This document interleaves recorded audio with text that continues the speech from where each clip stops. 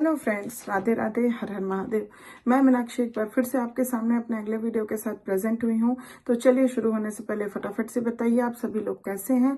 I hope you are happy and healthy. तो चलिए इसी के साथ मैं आज का टॉपिक शेयर करती हूँ। जैसा कि पिछले कुछ वीडियो से हम एडल्टहुड पीरियड के बारे में चर्चाएं कर रहे हैं और अर्ली एडल्टहुड पीरियड के कुछ कैरेक्टरिस्टिक्स पर हम फोकस दे रहे हैं, जिससे हम इस पीरियड को अच्छी तरह से समझ सकें। तो कुछ वीडियो से हमने बहुत सारे कैरेक्टरिस्टिक्स के बारे में जानकारियां ली।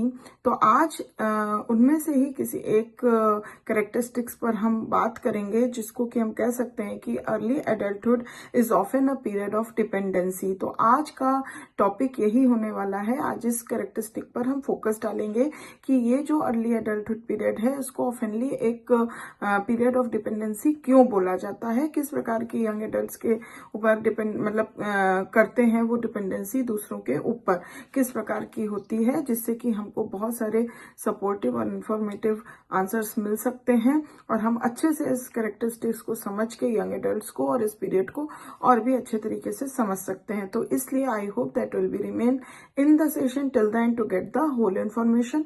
और एक चीज और, अगर अभी तक चैनल को सब्सक्राइब नहीं किया है तो प्लीज जल्दी से करिए, जिससे आगे आने वाले हर वीडियो का आप आसानी से लाभ उठा सकें और जानकारी ले सकें। तो चलिए इसी के साथ let us begin with the session. तो early adulthood is often a period of dependency. ये इसलिए कहा गया है because in spite of achieving the status of legal adulthood at the age of 18 with the independence this status carries, many young adults are partially or totally dependent on others to varying in lengths of time। तो जैसा कि as of 18 में जो भी individuals हैं उनको मतलब वो अचीव कर लेते हैं अपनी लीगल एडल्टहुड को, जिस इस अचीवमेंट जो लीगल एडल्टहुड मैच्योरिटी होती है, उस तरीके से उसको इंडिपेंडेंस का भी स्टेटस मिल जाता है। फिर भी बहुत सारे यंग एडल्ट्स ऐसे हैं जो पार्शियली या टोटली हम देख सकते हैं डिपेंडेंट होते हैं दूसरों के ऊपर, भले उनका लेंथ ऑफ टाइम जितना भी हो, ज्यादा समय के लिए या कम समय के लिए, पर अमूमन most of the young adults are oftenly dependent on others during this period.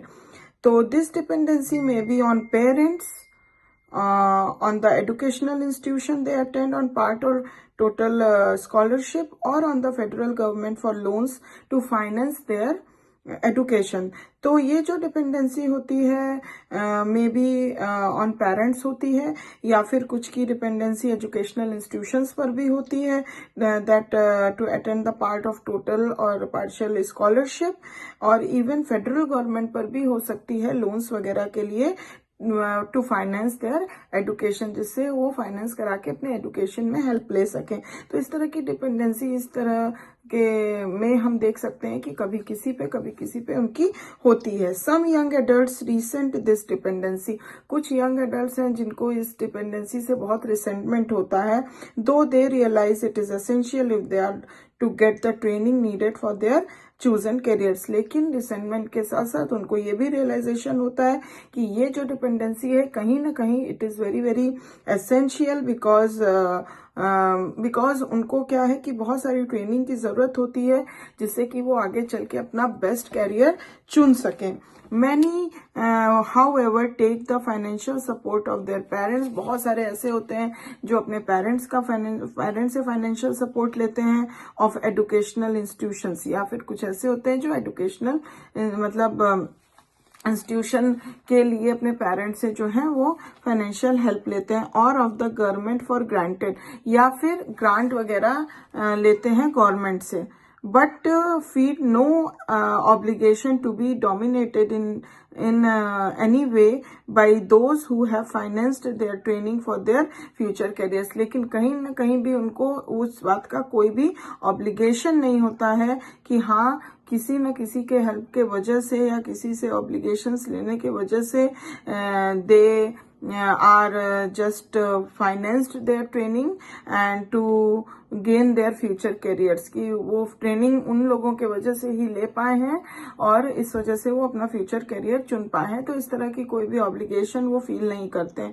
They expect and demand the same autonomy for their self supporting age mates have. वो ये एक्सपेक्ट करते हैं और साथ ही साथ ये डिमांड भी करते हैं से सेल्फ सपोर्टिंग जो भी उनके जो एज मेट्स हैं उन्हीं के नकल में वो अपनी ऑटोनॉमी को भी वो डिमांड करते हैं, एक्सपेक्ट करते हैं। Other young adults while rebelling against the dependency. तो कुछ ऐसे यंग एडल्ट्स होते हैं जो डिपेंडेंसी के प्रति रिबेलियस हो जाते हैं, रिबेल करते हैं।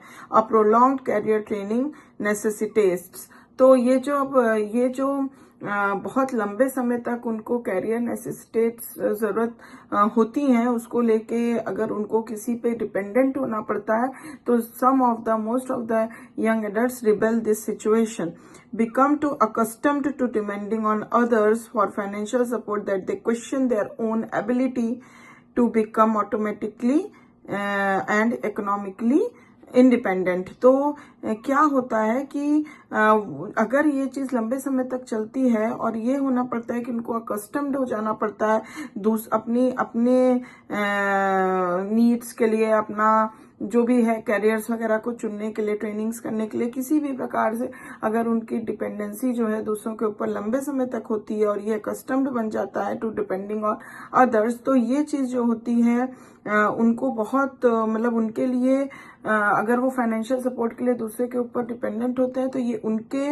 लिए एक क्वेश्चन बन जाती है खुद के एबिलिटी के ऊपर, कि उनको अपनी एबिलिटी पे क्वेश्चन मार्क लगने लगता है और मतलब उनको ये क्वेश्चन मार्क लगने लगता है कि वो इकोनॉमिकली इंडिपेंडेंट कभी हो भी पाएंगे कि नहीं। As a result they often become perpetual students. तो इसका रिजल्ट ये होता है कि वो oftenly they become the perpetual students going from one training centre to another for more and more training for their careers. तो इस वजह से परपेचुअल स्टूडेंट्स का मतलब ये हो जाता है कि एक ट्रेनिंग खत्म करके दूसरी करनी, तीसरी करनी, चौथी करनी, इस तरह से ट्रेनिंग टू ट्रेनिंग वो करते जाते हैं, जिस अपने कैरियर्स को कंपनसेट करने के लिए दे ऑफन कन्विंस, खुद को कन्विंस करते हैं, साथ ही साथ दूसरों को कन्विंस करते हैं कि मतलब वो जो ये बार बार ट्रेनिंग कर रहे हैं और डिफरेंट ट्रेनिंग कर रहे हैं, मोर ट्रेनिंग कर रहे हैं, तो इससे क्या होता है कि वो अच्छे से अच्छा कैरियर चॉइस कर सकते हैं, उनके चांसेस बढ़ जाएंगे अपने कैरियर को चूज करने में, टॉप कैरियर्स को चूज करने में, और उसमें जो भी सीढ़ी होगी वो बहुत ऊंचाई तक उनको लेके जाएगी। तो इसलिए they are doing training and training. As a result, their state of dependency is often prolonged into the late 20s or early 30s. तो इस वजह से क्या होता है, उनकी जो ये स्टेट ऑफ डिपेंडेंसी है वो कभी कभी बहुत लंबी खिंच जाती है, प्रोलॉन्ग्ड हो जाती है, जब तक कि वो लेट 20s या अर्ली 30s तक पहुंच जाते हैं। तब तक उनकी डिपेंडेंसी इन्हीं सब कारणों से दूसरों पे बनी रहती है। They need the financial support, help to get more and more trainings for choosing the future career, good future careers for themselves.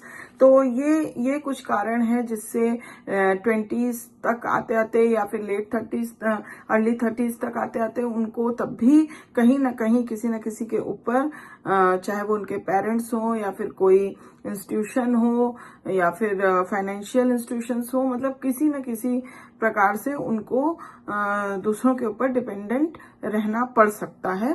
तो मैं समझ सकती हूँ कि इन्फॉर्मेशन आपको अच्छी लगी होगी, समझ में आई होगी। अगर लगी है तो प्लीज एक लाइक जरूर दे दीजिए। And if you have any question, any query, any comment regarding any of the information, please give it to the comment box. And thank you very much for watching this video till the end. And still, if you haven't subscribed my channel, please subscribe and follow my channel to get the notification and get easily all of the informative videos which I have taken for you. And I will back soon with my next beautiful session for you. Till then, please take good care of yourself. Bye bye.